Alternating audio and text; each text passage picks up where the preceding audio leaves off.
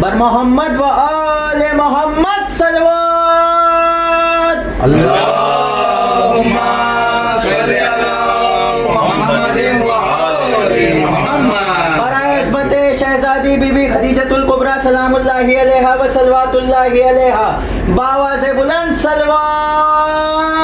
اللهم صل على محمد وآل برائے عصمت شہزادی کونین بی بی فاطمۃ الزہرا سلام اللہ علیہا و صلوات اللہ علیہا بآواز بلند صلوات. اللهم صل على محمد وآل محمد. لا حول ولا قوة إلا بالله العلي العظيم. أعوذ بالله من الشيطان اللعين الرجيم. بسم الله الرحمن الرحيم. الحمد لله الذي جعلنا من المتمسكين بولاية أمير المؤمنين والأئمة المعصومين عليهم الصلاة والسلام. الحمد لله الذي هدانا لهذا وما كنا لنهتدي لولا أن هدانا الله.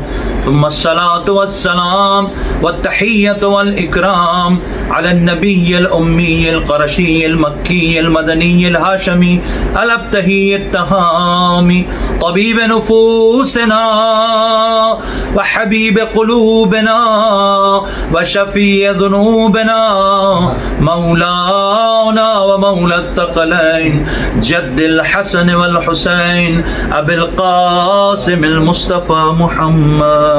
اللهم صل على محمد وآل محمد. وعلى أهل بيته الطيبين الطاهرين المعصومين المظلومين المنتجبين المنتخبين ولعنة الله على أعدائهم وغاصب حقوقهم ومنكر فضائلهم ومصائبهم وعتشهم وأذائهم ومجلسهم أجمعين.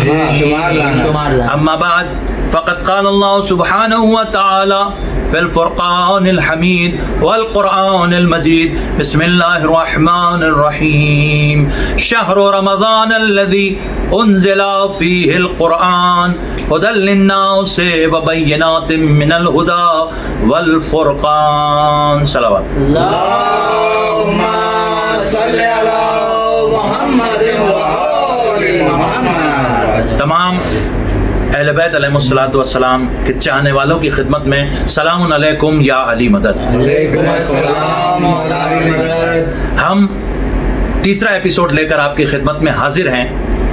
آج جو ہم نے پچھلے ایپیسوڈ میں سوال کیا تھا اس کا جواب آپ کو دیتے ہیں کہ قرآن کی کون سی آیت ہے جس میں شفا کا ذکر ہے اور کس تفسیر میں یہ خدا نے بیان کیا ہے کہ جو ظالم ہیں ان سے مراد آل محمد پر ظلم کرنے والے ہیں، اور خاص طور سے آج ایک مردود ملعون آل محمد پر ظلم کرنے والے جلاد نسلی کہیے اسے یا جواد نقلی کہیے اسے، ہم اس کو بھی ایکسپوز کریں گے. بالکل وہ قرآن کی آیت کے جس کا میں نے تذکرہ کیا جس میں اللہ سبحانہ و تعالیٰ نے شفا کا ذکر کیا ہے.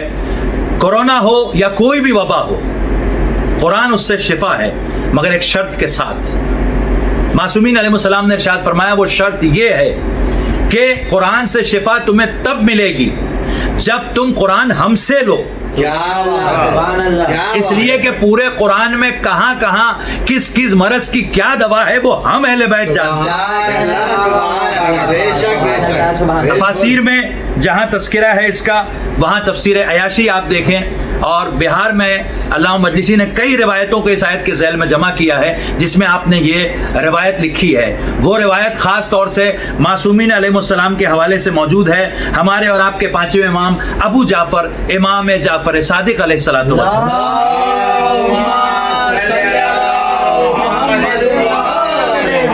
ان کے بابا یعنی پانچویں امام امام محمد باقر علیہ الصلوۃ والسلام،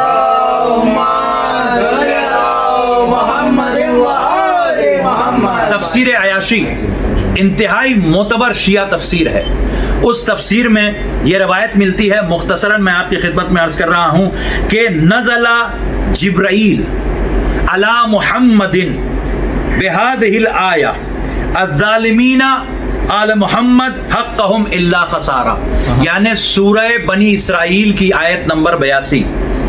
یہ جو آیت ہے بسم اللہ الرحمن الرحیم وَنُنَزِّلُ مِنَ الْقُرْآنِ مَا هُوَ شِفَاءٌ وَرَحْمَةٌ لِّلْمُؤْمِنِينَ وَلَا يَزِيدُ الظَّالِمِينَ إِلَّا خَسَارًا. اس آیت کی تفسیر میں ظالمین کے حوالے سے تفسیر عیاشی میں 5ویں امام سے حدیث ہے کہ اس ظالمین سے مراد وہ ظالم ہیں جنہوں نے آل محمد کے حق میں ظلم کیا. اللہ اکبر اللہ اکبر، بے شمار لعنت. وہ ملعون جس نے یہ کہا ہے کہ نعوذ باللہ مجلس تراویح کی طرح ہے، استغفر اللہ، بے شمار لعنت، بے شمار لعنت. اس نے آل محمد کے حق میں ظلم کیا. بالکل بالکل. کیوں؟ کیونکہ تمام عالم اسلام میں جو لوگ تراویح کے قائل ہیں وہ بھی یہ مانتے ہیں کہ رسول نے اپنے زمانے میں تراویح نہیں پڑھی اور باجماعت تراویح کا کوئی سلسلہ نہیں تھا. پہلے خلیفہ کے دور میں یہ سلسلہ نہیں تھا، بالکل. دوسرے خلیفہ کے بھی کچھ دور میں یہ سلسلہ نہیں تھا. اس کے بعد جب ایک جگہ انہوں نے دیکھا لوگوں کو پڑھتے ہوئے تو اس کے بعد اس کو جاری کیا گیا. اب میں اس کی تفصیل میں نہیں جانا چاہتا، لیکن خود انہوں نے یہ کہا، ان کے یہاں ایک ٹرمینالوجی ہے جسے بدعت حسنہ کہا جاتا ہے. بالکل بالکل بالکل. تو خود انہوں نے یہ ٹرمینالوجی استعمال کی. اور بدعت یعنی ہر وہ چیز جو رسول کے بعد انوویٹ کی جائے. اب حسنہ کے حوالے سے خود عالم اسلام کے تمام علماء اس کو مانتے ہیں کہ رسول نے اپنی زندگی میں اعلان رسالت کے بعد جو 40 سال کی عمر میں کیا تھا، 23 سال میں آپ نے کبھی بھی نماز تراویح نہیں پڑھی. اس کے بعد پہلے خلیفہ نے نہیں پڑھی جسے عالم اسلام کے لوگ پہلا خلیفہ مانتے ہیں. اس کے بعد دوسرے خلیفہ کے ابتدائی دور میں نہیں تھی. پھر تیسرے خلیفہ کے دور میں بھی یہ جاری رہی دوسرے خلیفہ کے جاری کرنے کی وجہ سے. بالکل بالکل. اور پھر اس کے بعد جب مولا علی چوتھے خلیفہ بنے تو تاریخ موجود ہے کہ آپ نے اس کو روکا جی. اور اس کے اوپر بہت سے لوگوں نے آپ سے اسی وجہ سے اختلاف کیا کہ آپ نے اسے کیوں روکا. تو یہ بات تو طے ہے کہ تراویح جو ہے اس کے سلسلے میں الگ الگ نظریات نہ صرف یہ بلکہ اس کی رکعتوں کے بارے میں بھی اختلاف ہے. اہل مدینہ کے بارے میں ملتا ہے کہ وہ 40 رکعتیں پڑھتے تھے اور اس کے بعد یہ ملتا ہے کہ وہ 20 رکعتیں پڑھتے تھے. آج کے دور میں جدید دور کے علماء یہ بحث کر رہے ہیں کہ 8 رکعت میں بھی تراویح ہو سکتی ہے. تو تراویح وہ ہے جو رسول کی زندگی میں طے نہیں ہے، مسلمانوں کے پہلے خلیفہ کی زندگی میں طے نہیں ہے، دوسرے خلیفہ کی زندگی کے کچھ حصے میں طے نہیں ہے. اور اس کے بعد خود انہوں نے لفظ بدعت حسنہ کا استعمال کیا جو سارے علماء استعمال کرتے ہیں. اس کے بعد اس کی رکعتیں طے نہیں ہیں. لہٰذا بالکل بخاری جیسی کتاب سے لے کر آج کے دور کی جتنی بھی کسی بھی زبان میں جو کتابیں لکھی جا رہی ہیں عالم اسلام کی، اس میں یہ ثابت نہیں کیا جا سکتا کہ نبی نے ماہ رمضان مبارک میں اس کا واجب کا حکم دیا ہو.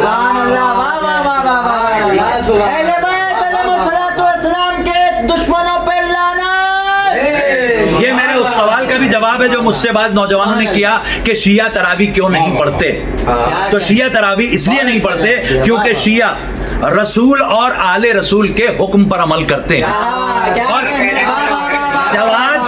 جواد نقلی یا جلاد نسلی سے اب اس کا مذہب پوچھنا ہے کہ تیرا مذہب کیا ہے، جبکہ آل محمد کے مذہب میں اس کا کہیں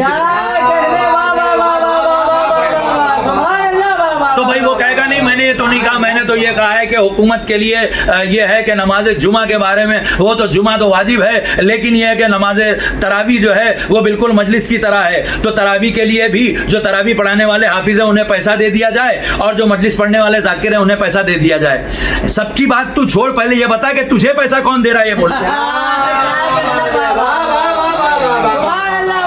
تجھے کس نے کہا یہ خرافات بکنے کے لیے؟ کیا بات ہے؟ کون ہے جو جلاد نسلی کے پیچھے؟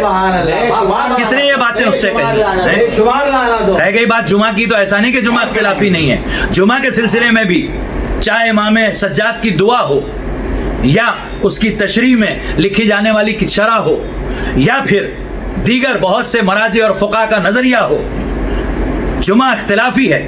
اور وجوب کے لیے بھی احتیاط کا لفظ استعمال کیا گیا ہے اور اس میں شرائط ہیں کہ 5 آدمی ہو اور کم سے کم 5.5 کلومیٹر کا فاصلہ ہو ایک جمعہ سے دوسری جمعہ میں، پھر جہاں پر جس شہر میں حدود جاری ہوں، بعض حدیثوں میں یہ شرائط ملتی ہے جس شہر میں حدود جاری ہو وہیں پہ ہو سکتی ہے، اور حدود جاری کرنے کا حق صرف معصوم کو ہے۔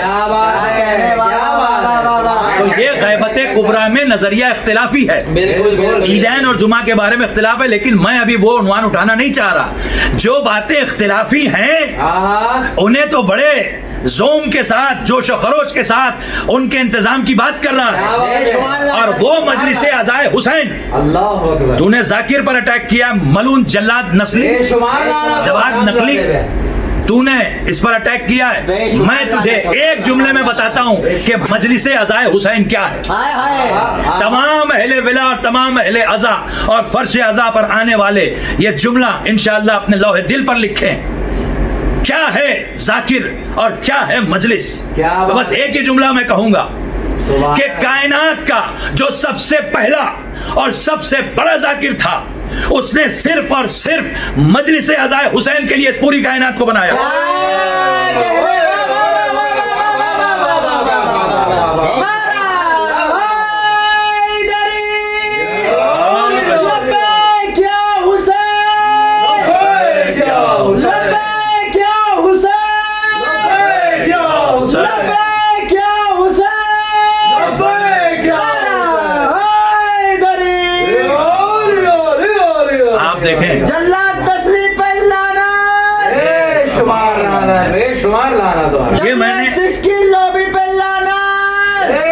یہ میں نے ایسے ہی نہیں کہا، یہ کوئی خطابت کا جملہ نہیں ہے۔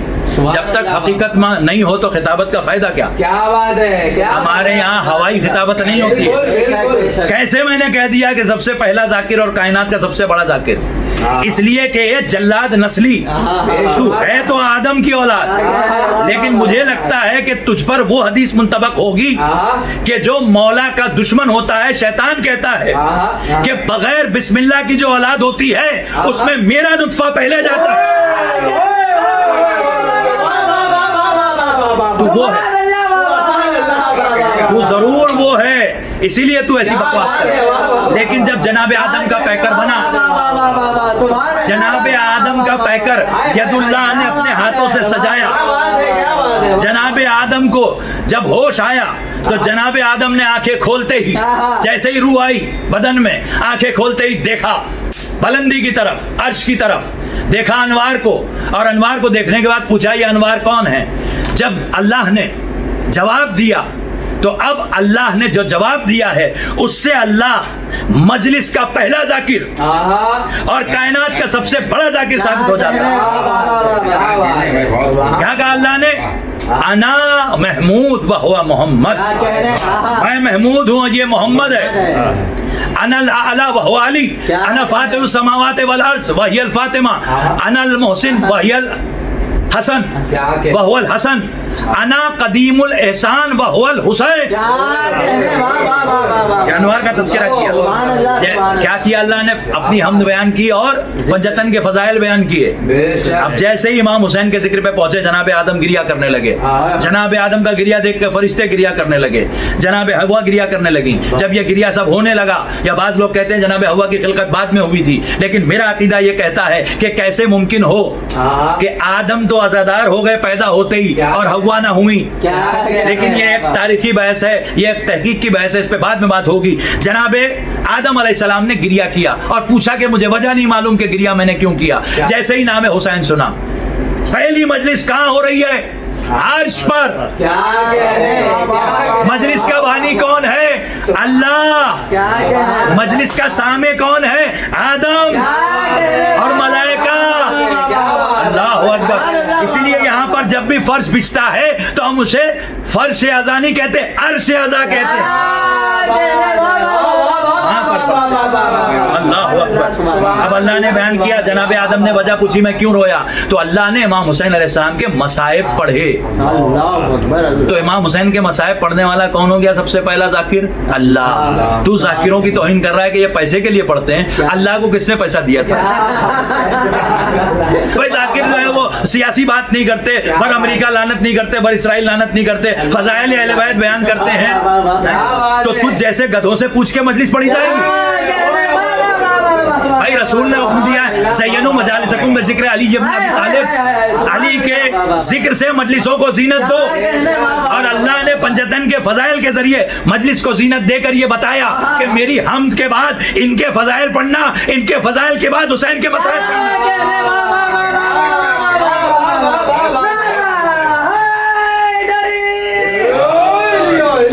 हो सकता है किसी के जहन में सवाल आए तो ये तबर्रा कहाँ से आया? इसलिए कि जब अल्लाह ने इमाम हुसैन के मसाइब बयान किए तो साथ में यजीद पर लानत भी की।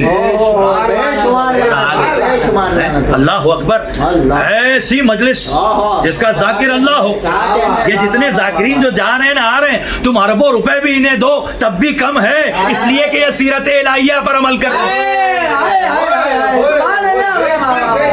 इसकी कोई कीमत नहीं हो सकती मजलिस की, खुदा की कसम। कैसी बात करता है तू? जाकिरों पर इल्जाम के वो पैसा लेते हैं, ये करते हैं, वो करते हैं, वो करते हैं, और तू ये बता के इतना बड़ा तेरा हौज़ा इल्मिया कहाँ से आया? अब मैं मुखातिब हूँ अपने नौजवानों से, बच्चों से, और ख़ास तौर से मेरा सलाम है उन तमाम खुतबा और उलमा को जिन्होंने इस खबीस जल्लाद नस्ली को जवाब दिया है, जिन्होंने इस खबीस जवाद नकली को जवाब दिया है। ज़रूरी है, इन्होंने हक़ के नमक अदा किया अल्हम्दुलिल्लाह जवाब देकर। लेकिन आज से 20 साल पहले मैंने इसके खिलाफ बम्बई में आवाज़ उठाई थी। बिल्कुल बिल्कुल। सन 2001 में इस मलून की कैसेट बाबे इल्म के लोगों ने मुझे दी, बेशुमार लानत। और वो कैसेट जिसमें उसने जनाबे खदीजा की शान में गुस्ताखी की, जो बम्बई के रहने वाले मोमिनीन है उनको याद होगा। आज पूरे इंटरनेट पे जो क्लिप जवाद नकवी के खिलाफ फैल रही है, अल्हम्दुलिल्लाह उसे उस जमाने में जो पासबान अज़ा बनी थी उसने वो क्लिप बनाकर जवाद नकवी मलून पर लानत करवाई थी पूरी दुनिया। क्या कहा था उसने कि भाई मक्का एक छोटा सा गांव था, शहर और गांव दोनों एक साथ बता रहा है। अक्ल ठिकाने पर ही नहीं है ना भाई। दरो गोरा हाफजा ना बायत तो सुना था, लेकिन इतनी जल्दी भूल जाता है कि अभी मैंने शहर का, और फिर गांव का, और फिर गांव का, फिर शहर का। बहरहाल खब्तुल हवास आदमी है ये।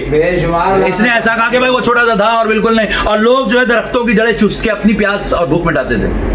अच्छा, तो सारी तारीख जो है वो इसने अकेले ने पढ़ी है। बकिया जो बीबी के खजानों का तस्करा है, कुरान की जो आयत की तफसीर है जिसमें अल्लाह कह रहा है वह वजदका आइलन फागना, ये मेरे हबीब मोहम्मद जब मैंने आपको तंगदस्त पाया तो खदीजा की दौलत से गनी बनाया। जनाब खदीजा की शान में गुस्ताख, जितने भी जनाब खदीजा के मानने वाले हैं सब इस पर लानत करें। लेकिन उसी वक्त मैंने एक पॉइंट उठाया कि ये मत देखो कि ये क्या कह रहा है, ये देखो कि ये कहां से आ रहा है।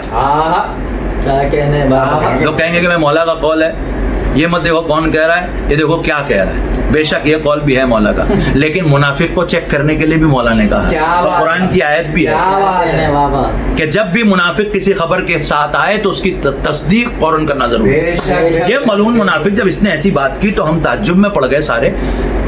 हमें तो खैर 94 से मालूम था कि इस तरह के जो पल रहे हैं खामनाइयत की फैक्ट्री जो बनाए जा रहे हैं प्रोडक्ट्स, ये ऐसे ही सब काम करेंगे।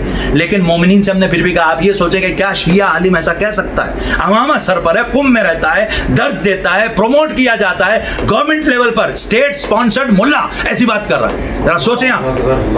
तो किसी ने उस वक्त गौर नहीं किया, हाँ उस पर लानत भेज के बात खत्म कर दी। लेकिन आज मैं आपसे कह रहा हूँ कि अभी भी आप शाख पर हमला कर रहे हैं, जड़ नहीं देख रहे। आपने ये सोचा नहीं इतने साल से जो इसके दिल में आता है वो बकता चला जा रहा है और कोई इसकी जबान को लगाम देने वाला नहीं। और जितने बड़े बड़े मुल्ला खामनाई इजराइल के खिलाफ तो बड़ी बातें करता है, जरा जल्लाद नकली के खिलाफ भी तो कर।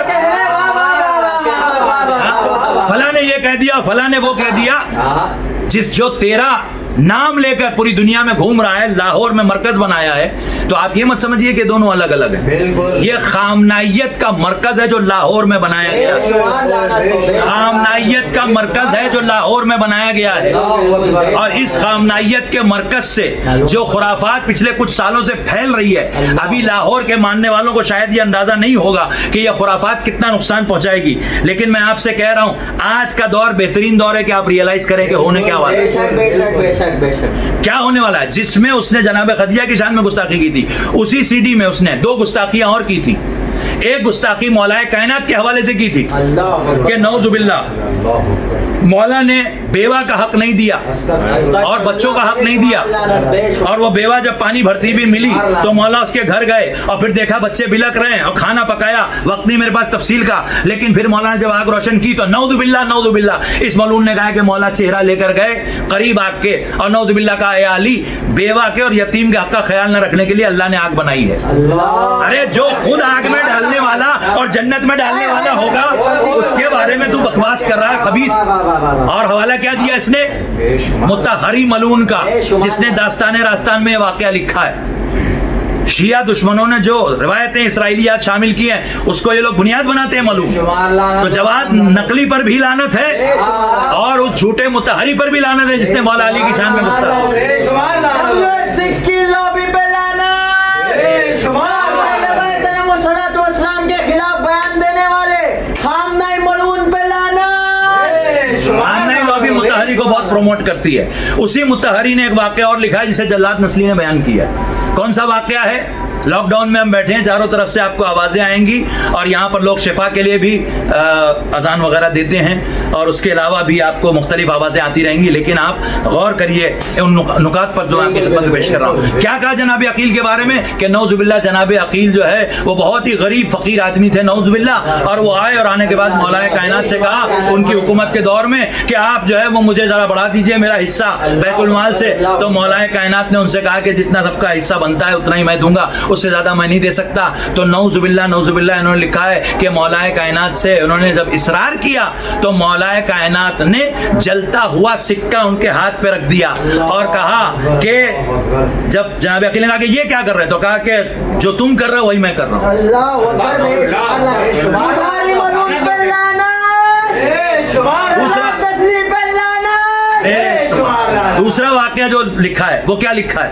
دوسرا واقعہ یہ لکھا ہے کہ مولا کائنات نعوذ باللہ اوپر لے گئے اور لے جانے کے بعد بالا خانے سے انہوں نے کہا کہ جو سامنے بازار دکھ رہا ہے یہ بند ہو چکا ہے کوفہ کا بازار, سارے صندوق میں جتنے بھی یہاں پر کاروبار کرنے والے تاجر ہیں وہ اپنا مال چھوڑ کر جاتے ہیں. تو نعوذ باللہ آؤ وہ بکسہ توڑ کے وہ لے لیں. اللہ اکبر. بے شمار لعنت ہو, بے شمار لعنت. خامنہ ملعون کے ایجنٹ جلاد نسلی پر لعنت. ایسا ممکن ہے؟ کس امام کو مانتے ہیں؟ ایسا عقیدہ رکھو گے جبھی خامنہ جیسے مفلوج کو اپنا امام کہو. یہ مطہری ملعون جلاد نسلی ملعون یہ کوئی معمولی باتیں نہیں ہے جو میں آپ کی خدمت میں پیش کر رہا ہوں. اس لیے اس کرونا وائرس کے دور میں, وبا کے دور میں, جب پوری دنیا لاک ڈاؤن ہوئی ہے, کووڈ-19 کے دور میں آپ کی خدمت میں یہ اعلان کر رہا ہوں پورے یقین کے ساتھ اور امام زمانہ کو حاضر و ناظر جانتے ہوئے, اللہ کو حاضر و ناظر جانتے ہوئے کہ کورونا وائرس سے زیادہ خطرناک ہے شیعوں کے لیے خامنہ وائرس. کیوں؟ کورونا وائرس سے مرنے والا قبر تک پہنچے گا. کورونا وائرس جس کو لگے گا وہ قبر تک پہنچے گا. خامنہ وائرس جس کو لگے گا وہ خود بھی جہنم جائے گا, نسلوں کو بھی جہنم لے جائے گا.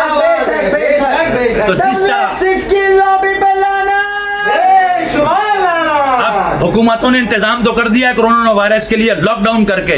آپ اپنے گھروں کو اور اپنی آبادیوں کو بچائیے. جہاں بھی خامنہ کا وائرس زدہ کوئی شخص ملے, کوئی بھی ملا, کوئی بھی ایجنٹ, کوئی بھی شخص, فوراً اس کو اپنی آبادی سے ہٹائیے یا اس کا علاج کریے, کوارنٹین میں رکھیے اس کو کہ جب تجھے علی علی کرنا آ جائے گا تب بس میں آنا. اس کا استبراء ضروری ہے. اللہ اکبر. میں 4 مصرے آپ کی نظر کر رہا ہوں, بلکہ 6 مصرے نظر کر رہا ہوں. اس پر میں پورا کلام انشاءاللہ آپ کی خدمت میں پیش کروں گا کہ نجس جلاد نسلی ہے خباثت خامنہ کی. سوال یہ پیدا ہوتا ہے کہ یہ جو کڑوا پھل آ رہا ہے وہ جس شاخ میں لگا ہے تو یہ شاخ کس درخت کی ہے؟ یہ درخت کہاں سے آیا؟ تو جلاد نسلی تو شاخ اور کڑوے پھل کا نام ہے, جڑ جو ہے وہ تو خامنہ ہی ہے.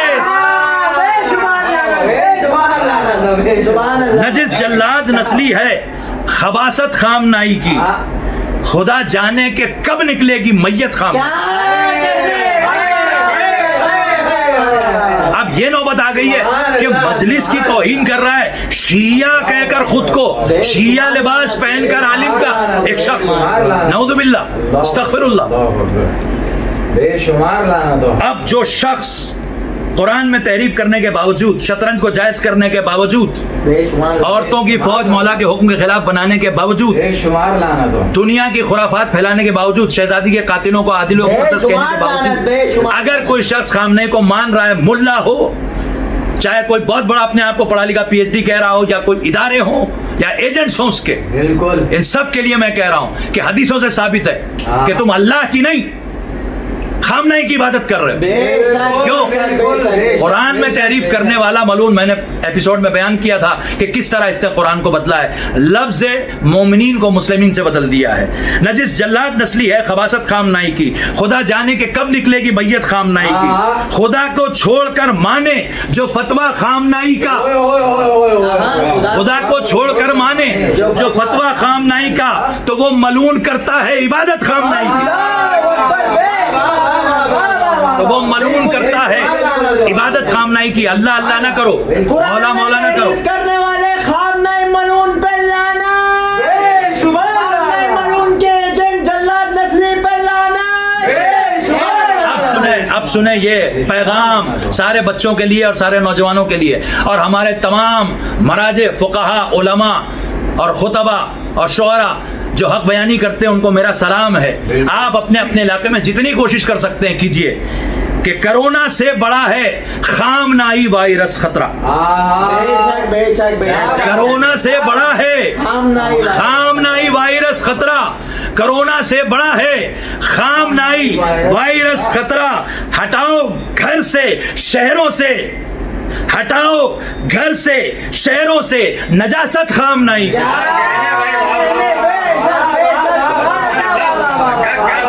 بھائی مہاراجے کے خلاف بول رہے ہیں اور ایسا کر رہے ہیں، ویسا کر رہے ہیں، یہ کر رہے ہیں، وہ کر رہے ہیں. ارے بھائی حدیث تقلید کی آڑ لیتے ہو، اسی حدیث تقلید سے ثابت ہے کہ تم نے جائز کو حرام کیا اور حرام کو جائز کیا تو تم یزید کے لشکر سے بدتر ہو گئے. حدیث تقلید سے ثابت ہے وَمَذَرُّ عَلَىٰ دُعَفَاءِ شِيعَتِنَا مِن جَيْشِ یزید. ہم قطعاً برداشت نہیں کر سکتے. کیا ہے مجلس؟ سیرت الہیہ. اللہ سب سے بڑا ذاکر، بالکل. اس کے بعد کون ذاکر؟ اللہ نے مسلسل ذکر کیا. آدم آئے کربلا پہنچے، اللہ نے ذکر کیا. یہاں سے خون بہانا بھی ثابت ہو جاتا ہے. نوح آئے کربلا سے گزرے، اللہ نے ذاکری کی. ابراہیم آئے کربلا سے گزرے، اللہ نے ذاکری کی. ذاکری اللہ کرتا رہا تمام انبیاء کے دور میں، یہاں تک کہ آخری سرکار آئے تو اب اللہ خود بھی ذاکر ہے، اور جبریل کے ذریعے 3 شعبان کو یہ پیغام پہنچایا کہ یہ جو لال آیا ہے یہ ایسے شہید ہوگا. تو اب جبریل بھی ذاکر ہو گیا. ذاکر پر انگلی اٹھانے سے پہلے سوچ لینا کہ اللہ بھی ذاکر ہے، فرشتے بھی ذاکر ہیں. اب انبیاء اپنی اپنی امتوں میں ذکر کرتے رہے تو وہ بھی ذاکر ہوئے سب کے سب. کوئی نبی ہوا ہی نہیں جب تک اس نے علی نہیں کیا یا حسین نہیں کیا. کیا بات کرتے ہیں، کہاں سے آ گئے؟ زندہ آباد. شیعت اور ہے، خامنائیت اور ہے. شیعت کا ان لوگوں سے کوئی تعلق نہیں ہے. اس کے بعد رسول گریہ فرما رہے تھے، شہزادی نے دیکھ لیا. دیکھنے کے بعد پوچھا تو بابا آپ کیوں رو رہے ہیں؟ اب کائنات کا سب سے بڑا رسولوں کا سردار ذاکر ہو گیا. شہزادی نے پوچھا بابا آپ ہوں گے اس وقت؟ مولا علی ہوں گے، مولا حسن. اس کے بعد ایک جملہ کہا، اس کو آپ اپنے قلب کی نورانی لوح پر، بلکہ آپ کے قلب میں اگر علی ہے تو اللہ نے اسے کعبہ بنایا. سبحان اللہ. کعبے پر یہ تحریر کر لیجئے کہ جو شہزادی نے کہا تھا میں اب کے علی الحسین، کون حسین پر گریہ کرے گا؟ تو یہ قوم ایسے ہی ہوا میں نہیں آئی ہے، کیا بات ہے، کیا یہ شہزادی کی تمنا سے مجلس کرنے آئی ہے. یہ ملعون جلاد نسلی یہ یہیں پر نہیں رکا. جناب خدیجہ کی شان میں گستاخی کرنے کے بعد، مولا علی علیہ الصلوۃ والسلام کی شان میں گستاخی کرنے کے بعد، سرکار عقیل علیہ الصلوۃ والسلام کی شان میں گستاخی کرنے کے بعد، اس جلاد نقلی ملعون نے یہ کہا کہ خامنائی کل ایمان ہے. تو اس پر بھی لعنت ہے اور خامنائی پر بھی لعنت ہے. آیا کوئی بیان خامنائی کا کہ نہیں بھائی میں تو کل ایمان نہیں ہوں، میں تو ابھی خود ایمان پر آنا چاہتا ہوں، میں تو ٹھیک سے مومن بھی نہیں ہوں؟ کل ایمان بنے گھوم رہے ہیں, مفلوج ہاتھ لیے, ایسے کل ایمان ہوتے ہیں ناقص, جن کا بدن کامل نہیں ہے ان کا ایمان کہاں سے کامل ہو جائے گا؟ بھائی یہ تو خیر خطابت کا جملہ تھا. اس کے بعد کیا ہوا؟ اس کے بعد کا وقت کا حسین, اللہ اکبر, وقت کا حسین کہہ دیا. یہاں بھی نہیں رکا بلکہ کہا غدیر جو ہوئی تھی وہ اسی خامنہ ملعون کی حکومت کے لیے ہوئی. دیکھیں ہمارے ایپیسوڈ کا وقت اس وقت مکمل ہونے جا رہا ہے, لیکن میں تیزی سے آپ کو پھر بھی سنا رہا ہوں تاکہ آپ یہ سمجھ لیں. کیا کہا اس نے کہ غدیر اسی لیے ہوئی تھی تاکہ یہ نظام قائم کیا جائے. اور سنیے عزادارو, اہل ولایت, قاسم سلیمانی کے بارے میں ابھی تک میں نے کچھ نہیں کہا, آج میں آپ کو بتا رہا ہوں. قاسم سلیمانی کی ویڈیو موجود ہے ہمارے پاس. حفظ النظام از حفظ وجود مقدس امام زمان اجل تعالی فرید شریف واجبتر از حفظ النظام از حفظ وجود مقدس امام زمان اجل تعالی فرید شریف واجبتر از جس میں قاسم سلیمانی ملعون نے یہ کہا کہ نعوذ باللہ امام زمانہ کی حفاظت سے زیادہ واجب ہے کہ اس خامنہ کے ولایت فقیہ کے جھوٹے نظام کی حفاظت کی جائے. جو شخص خامنہ ملعون کی بیعت لیتا تھا آپ اسے شہید سمجھ بیٹھے. آپ میں بہت سے مولائی ایسے ہیں, ان سے غلطی اس لیے ہوئی کہ ان کے چاروں طرف ایسا ماحول بنایا گیا, ایسی خبریں پھیلائی گئی, امریکہ نے کر دیا, امریکہ نے کر دیا, لوگ پاگل ہو گئے, امریکہ دشمن ہے, ٹھیک ہے لعنت ہے, تو پھر یہ ضرور مومن ہوگا, یہ ضرور شہید ہوگا. ارے بھائی شہید وہ مومن ہوتا ہے جو جس کا مومن ہونا ثابت ہو. پھر اس کے لیے میدان میں مرنے کی ضرورت نہیں ہے. من ماتا علی حب آل محمد ماتا شہیدہ, گھر میں بستر پہ مر کے بھی شہید ہو جائے گا. تو یہ یاد رکھیے, یزید ملعون سے کے لشکر سے زیادہ نقصان پہنچانے والے خامنہ ملعون پہ لانا ہے. اب اس کے آگے سنیے, اب اس کے ملا کیا کرتے ہیں, ہر جگہ بس اسی کو پروموٹ کرتے ہیں. اچھا امریکہ نے کب مجلس کے خلاف بیان دیا بھائی, یہ تو بتاؤ. کیا بات, بیان دیا, وہاں تو مجلسوں کی اجازت ہے, اور یہی ملا پہنچ جاتے ہیں پڑھنے بھی. کائے کو جاتے ہو پڑھنے بھی؟ امام بارگاہوں کی اجازت ہے, وہاں پر جلوس راستے پر نکلتے ہیں. ہوگا ان کا سیاسی ایجنڈا کوئی بھی, تم سے کس نے کہہ دیا کہ تمہیں جنگ چھیڑنی ہے ان سے؟ ہر سارے شیعوں کو سیاست پہ لگا رکھا ہے ملعون. یہ ساری کے ساری خامنہ ملعون کی فیکٹری کی نجاستیں ہیں جو کبھی آپ کو ذکی باقری کی صورت میں نظر آتی ہے, کبھی آپ کو ذلیل الغربی کی صورت میں نظر آتی ہے, کبھی آپ کو شہنشاہ نقلی کی صورت میں نظر آتی ہے جو کہتا ہے کہ نعوذ باللہ فیروز ابو لولو مجوسی تھے, نعوذ باللہ. کبھی آپ کو جلاد نسلی جیسے لوگوں کی صورت میں نظر آتی ہیں. مستقل یہ لوگ صرف گستاخیاں کرتے ہیں. پھر مزید کیا گستاخی کی اس نے, اس ملعون نے جناب مختار کے خلاف بیان دیا. مختار نامہ پوری دنیا میں پڑھا جاتا ہے.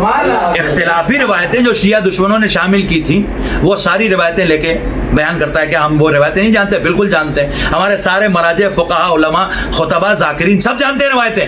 تو اکیلا نہیں جانتا روایتیں, ہاں تو اکیلا شیطانی وسوسے ضرور جانتا ہے. ان روایتوں کو رکھ کر کے معصومین نے جو حضرت مختار پر رحم نازل کرنے والی جو حدیثیں بیان کی ہیں وہ بیان کر ملعون کہیں کا. اور اس ملعون نے یہ بھی کہا ہے کہ نعوذ باللہ یزید کے باپ کا کریکٹر سمجھنے کے لیے پڑھنا ضروری ہے, کیونکہ نعوذ باللہ دو عظیم شخصیتوں کے شان میں گستاخی کرتے ہوئے کہا کہ حضرت عبداللہ ابن جعفر طیار شہزادی زینب کبریٰ کے شوہر نامدار علیہ الصلوۃ والسلام, نعوذ باللہ ان کو معرفت نہیں تھی امام حسین کی, لیکن یزید کے باپ کو تھی اور دشمنی اس نے کی. تو پھر تو اللہ کا بندہ ہے اگر, تو تجھے پہلے شیطان کی معرفت حاصل کرنی ہے, تبھی تو بندگی کر پائے گا نا تو. کیونکہ جتنی اللہ کی معرفت ابلیس کو ہے اتنی تو تجھے بھی نہیں ہوگی.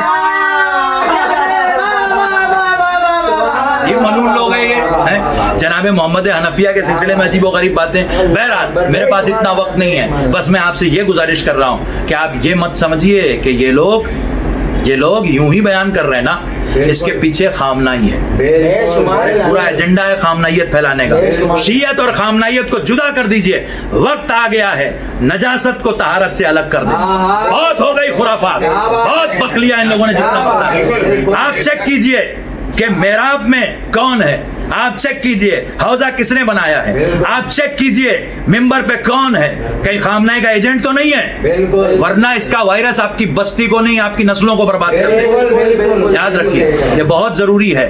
تو اس پیغام کے ساتھ کہ اللہ سبحانہ و تعالی قرآن میں کہتا ہے فَإِذَا قَرَأْتِ الْقُرْآنَ فَاسْتَعِذْ بِاللَّهِ مِنَ الشَّيْطَانِ الرَّجِيمِ، جب تم قرآن کی تلاوت کرو تو کیا کرو؟ شیطان رجیم سے پناہ مانگو۔ آپ مجھے بتائیے گا اگلے درس میں کہ کس سورہ کی آیت ہے، اور اسی لیے آپ کہتے ہیں اعوذ باللہ من الشیطان اللعین الرجیم، ہے نا؟ اللہ کو بسم اللہ الرحمن الرحیم کہہ کر اللہ سے مخاطب ہونے سے پہلے آپ کو کیا کہنا ہے کہ اے اللہ میں پناہ مانگتا ہوں۔ کس سے پناہ مانگتا ہوں؟ شیطان سے، رجیم سے، مردود سے۔ تو میں نے آپ کی خدمت میں عرض کیا تھا کہ ماہ رمضان میں تو وہ قید میں ہے، لیکن جلاد نسلی جواد نقلی یہ وہ شیطان ہے جو آزاد گھوم رہا ہے۔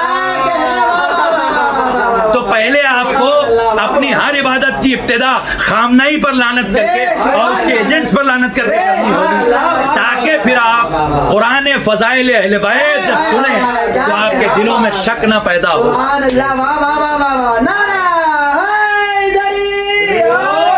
آخری بات ہمارے مومنین کا یہ سوال ہے کہ آپ اتنی کثرت سے لعنت کیوں کرتے ہیں؟ آپ اتنا برا بھلا نام لے کے کیوں کرتے ہیں؟ تو ہم انشاءاللہ آپ کی خدمت میں کئی ایپیسوڈز میں بیان کر چکے ہیں، لیکن جو ماہ رمضان میں ہمارے نئے سننے والے ہیں پوری دنیا میں، ہم ان کی خدمت میں وہ حدیث پھر سے پیش کریں گے۔ کوئی کہہ رہے گا وہی باتیں ریپیٹ کرتے ہیں، تو آپ سے اللہ کیوں سورہ ہم 10 بار پڑھواتے تھے؟ پھر آپ قرآن کی تلاوت کرتے ہیں تو وہی کیوں سورہ ابو لہب تبت یدا ابی لہب، ابو لہب کے ہاتھ ٹوٹے، ہاتھ ٹوٹے، ہاتھ ٹوٹے، ہاتھ ٹوٹے، 1400 سال سے ہاتھ نہیں ٹوٹے؟ بھائی وہ ہاتھ بھی ٹوٹ گئے، وہ ختم بھی ہو گیا۔ آپ کو جب آپ قرآن پڑھیں گے آپ کو واضح کرنا ہے کہ میرا عقیدہ یہ ہے کہ ابو لہب کے ہاتھ ٹوٹے، میں اس کا دشمن ہوں اور میں اس سورہ کو مانتا ہوں۔ تو اسی طرح سے جو محمد اور آل محمد کو مانتے ہیں اور مجلس کی عظمت کو مانتے ہیں اور جانتے ہیں کہ یہ مجلس سیرت الہیہ سب سے پہلا ذاکر، اور اللہ نے جناب سیدہ کے لیے اس کائنات کو برائے مجلس بنایا ہے۔ اسی لیے اللہ نے اس کائنات کو خلق کرنے کے بعد یہ مجلس کا سلسلہ جاری و ساری رکھا ہے۔ ساری حکومتیں تباہ ہو گئیں، بنی امیہ ختم ہو گئے، بنی عباس مٹ گئے، مجلس تھی، ہے اور رہے گی۔ خامنہ ملعون اور جلاد نسلی بھی اپنی قبر میں جا کے جہنم کا عذاب جھیلے گا۔ مجلس تھی، ہے اور رہے گی۔ اللہ سبحانہ و تعالیٰ کے قرآن میں تحریف کرنے والے خامنہ ملعون پہ لعنت، اسلام کی شان میں گستاخیاں کرنے والے خامنہ ملعون کے ایجنٹ جلاد نسلی پہ لعنت۔ اب ایک نعرہ اپنے نعروں میں ایڈ کر لیجئے لعنت والا، مجلس عزا کی شان میں گستاخی کرنے والے جلاد نسلی پہ لعنت۔ آج سے ہر بچے، ہر جوان، ہر بوڑھے، ہر بہن، ہر ماں، ہر بیوی جو جہاں جہاں ہمارے سارے عالم میں موجود ہیں، ان کی یہ ذمہ داری ہے کہ شوہر لعنت کرے تو زوجہ بھی لعنت کرے، زوجہ لعنت کرے تو شوہر بھی لعنت کرے، باپ لعنت کرے تو بیٹا بھی لعنت کرے، بیٹا لعنت کرے تو باپ بھی لعنت کرے، بھائی لعنت کرے تو بہن بھی لعنت کرے، بہن لعنت کرے تو بھائی بھی لعنت کرے۔ سب مل کے اتنی لعنتیں بھیجیں کہ مجلس عزا کا نام سن کر ان کی نسلوں کی اور آبا و اجداد کی روحیں کا بس یہ حالات دیکھ کر یہی دل کہتا ہے کہ مولا چلے آئیے۔ اس دعا کے ساتھ کہ بار الہا امام زمانہ اجل اللہ تعالی فرجہ الشریف کے ظہور میں تعجیل فرما۔ ہم آپ سے رخصت لیتے ہیں، انشاءاللہ اگلے ایپیسوڈ میں پھر آپ کی خدمت میں حاضر ہوں۔